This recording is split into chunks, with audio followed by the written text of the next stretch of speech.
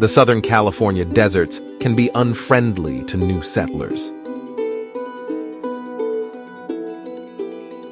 But it was not the case for Eugene Garlock, who built the first mill to process ore hauled from Randsburg mines in the El Paso Mountains of Kern County, California. Eugene Garlock was a prosperous farmer from Tehachapi. In 1893, a golden nugget was found near Randsburg, California, that was evaluated at $1,900, about $60,000 in today's value, and a gold rush began. In the fall of 1895, Eugene Garlock set up an ore-crushing mill in this area that he hauled from Tehachapi. Garlock's stamp mill was soon swamped with gold ore, and the business was booming.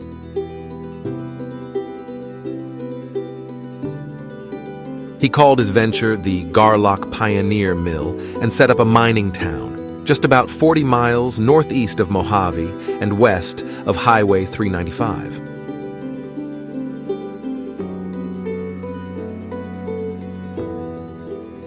It was an assembly of tents, frames, and adobe buildings that became known by the name of the man whose mill brought in so much business.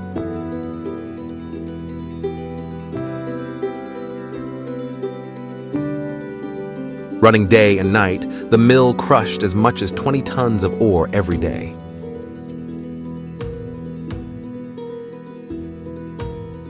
Eugene Garlock had optimistic plans to expand his ore processing business to 100 mills in the next 50 years.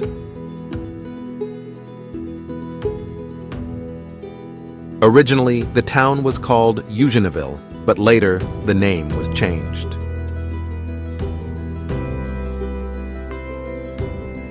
At its peak, the town was home to over 200 people. It was a small desert town, although there were 2 bars, 2 hotels, a doctor office, a school, a church, and a jail.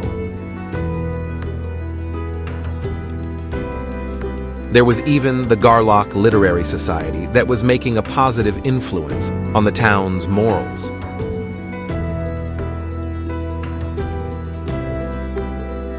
Other prospectors soon followed, and more mills were set up nearby: the McKernan, Kelly, Smith, Henry, and Visalia.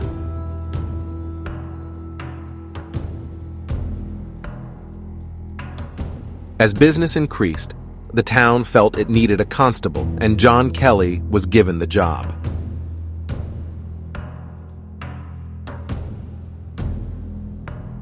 He quickly became famous in the area for his policy of talking men into surrendering without the use of weapons because he disliked carrying a gun.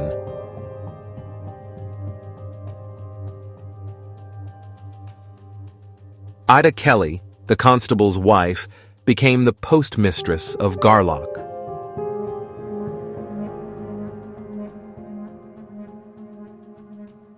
A local post office ran from 1896 to 1904, and then again from 1923 to 1926.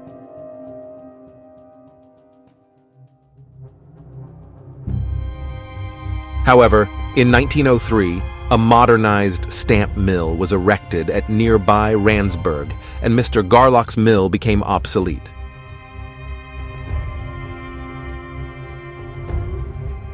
The newly constructed Kramer-Randsburg rail line also contributed to fading of Garlock, as the ore was shipped to Mojave and Barstow for crushing.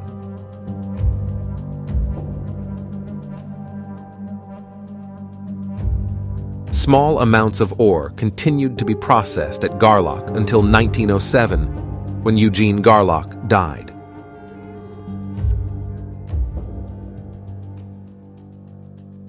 The town's residents started moving to other towns in search of employment, and only a few of them stayed in Garlock.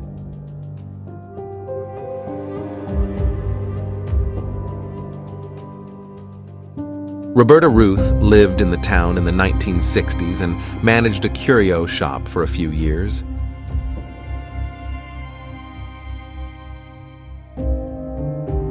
Today you can see only several weathered buildings, and that's what is left of Garlock.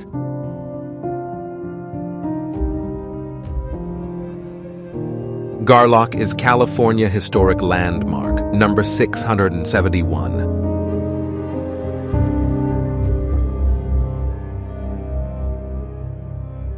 There is a historic marker placed at the town site in 1960. Do you think Garlock should be restored and preserved for history of California? Leave your opinion in the comments and subscribe to the channel.